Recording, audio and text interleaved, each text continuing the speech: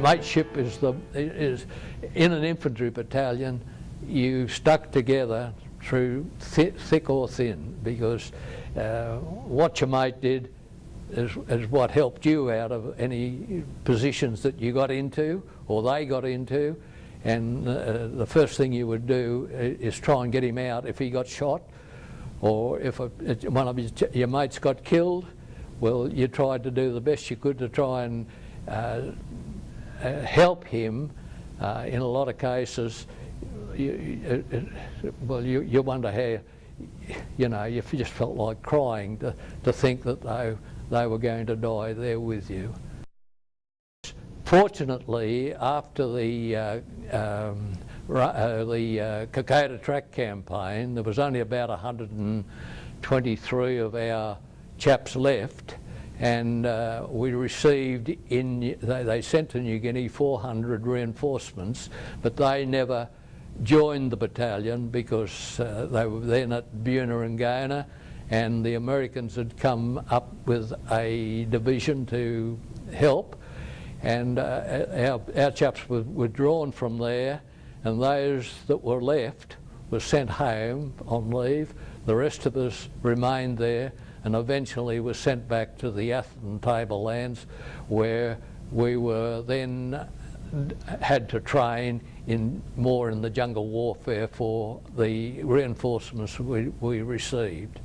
And from there, those of us who had been involved in the campaign were given leave before coming back to the Atherton Tablelands, where we trained further until we were sent back to New Guinea again for the Lai Ramu Valley Shaky Ridge campaign. You've got to understand that after a campaign, your battalion, which started off with 800 men in that campaign, were down to about 120, and then you had to get your battalion back training together, getting all your troops knowing what one another are going to do, and this type of thing, and that went on up on the Atherton Tablelands before we went back to New Guinea again. I did 1, 2, 3, 4 tours. I went to the Middle East first, didn't get involved in action there, but you went where you were sent by your government. And then we came back to Australia and were involved in, as I said, the 3 campaigns.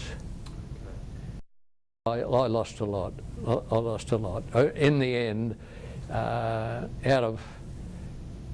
in the Kokoda campaign, I suppose we lost probably a platoon of 35, which is what you went in. I think we lost about 10 killed and a lot from illness. And one of the worst things in the Kokoda campaign was the illnesses: scrub typhus, malaria and dysentery.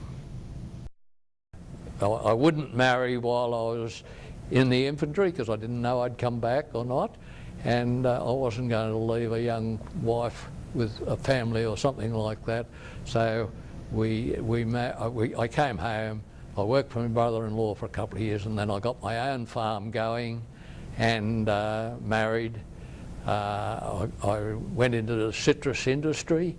We cleared from nothing. We had nothing when we started. We built ourselves a shack to live in, and I built the farm up to 14,000 citrus trees, was involved in the Australian citrus industry and travelled to citrus conferences around the world. I went to America, Brazil, Japan, China, Israel, Egypt, Morocco, Spain, and South Africa, attending conferences because I was involved in the Australian citrus industry at the time. That war, the Second World War in the islands of Australia and Northern Australia, was an important part of Australian history. So important that we believe it should be in the curriculum, that all young people know what took place to save Australia back there. Australia could have been quite a different place had we not been able to withstand the onslaught of the Japanese.